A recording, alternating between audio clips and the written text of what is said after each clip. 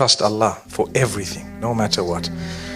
You lose, you trust Allah. You win, you trust Allah. You gain, you trust Allah. You have a problem, you trust Allah. Things are not going your way, you thank Him even more.